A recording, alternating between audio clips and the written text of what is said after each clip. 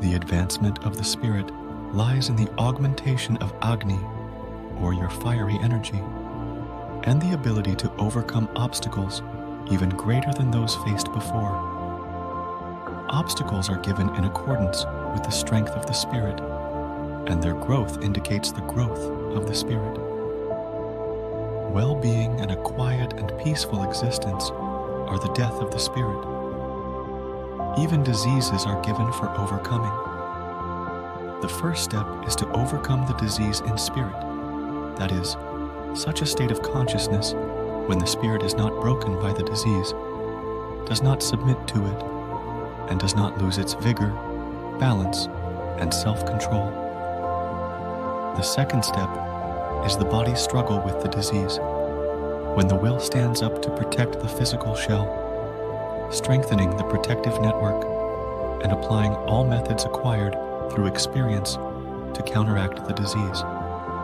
The human organism, its body, is a citadel, a fortress besieged on all sides by enemies in the form of all kinds of pathogenic principles, both physical and mental, and it should be defended with all the forces of the spirit and constantly calling to the aid of psychic energy, which, like muscles, grows only in application and atrophies in the inertness of consciousness.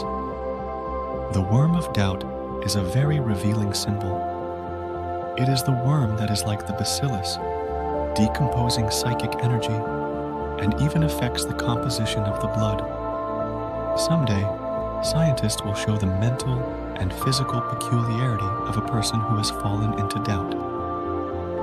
Such consequences of the disease of doubt will be among the most contagious. The tonsils are highly dependent on psychic energy. The swelling of the tonsils can be explained as an outflow of psychic energy.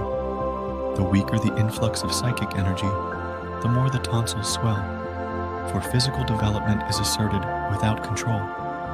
Therefore, all growths, up to and including cancer, can be attributed to the outflow of psychic energy. Spiritual balance can eradicate many diseases. The longer such an outflow of psychic energy lasts, the more malignant the diseases will be. Excessive thinness, as well as thickness, is equally harmful to a scent. Both equally destroy psychic energy. Psychic energy is squandered by all manifestations of the multifaceted self, including self-pity, self-admiration, and a sense of satisfaction, as well as irritation, anger, rudeness, profanity, fear, cowardice, doubt, grief, despondency, laziness, discontent, blasphemy, betrayal, condemnation, etc.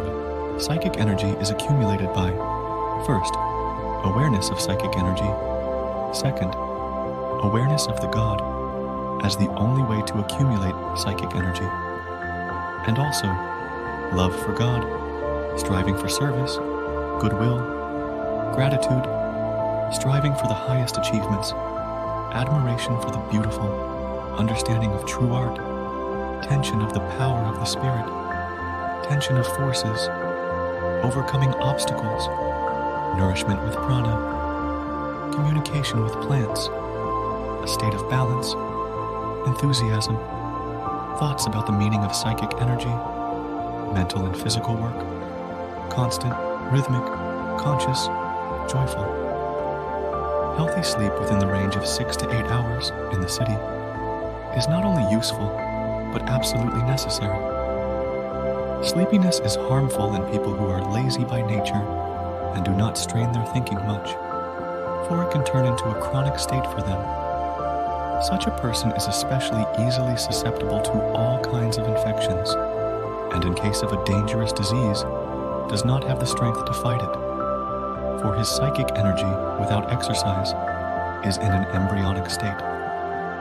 Well-developed psychic energy is the source of longevity. It is the elixir of life. They ask about the causes of infection, about the properties of blood and semen, but they completely forget that at the basis of these phenomena lies psychic energy. It protects from infection, It is in the form of secretions. People call the known immunity an influx of faith, but the state of ecstasy is not without reason called the radiance of the fiery world.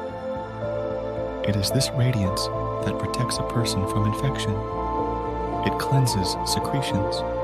It is like a shield. Therefore, a state of joy and delight is the best prevention. Whoever knows the rapture of the Spirit has already been cleansed of many dangers. Even ordinary doctors know how changeable the state of blood and secretions is, but few people connect this with the spiritual state.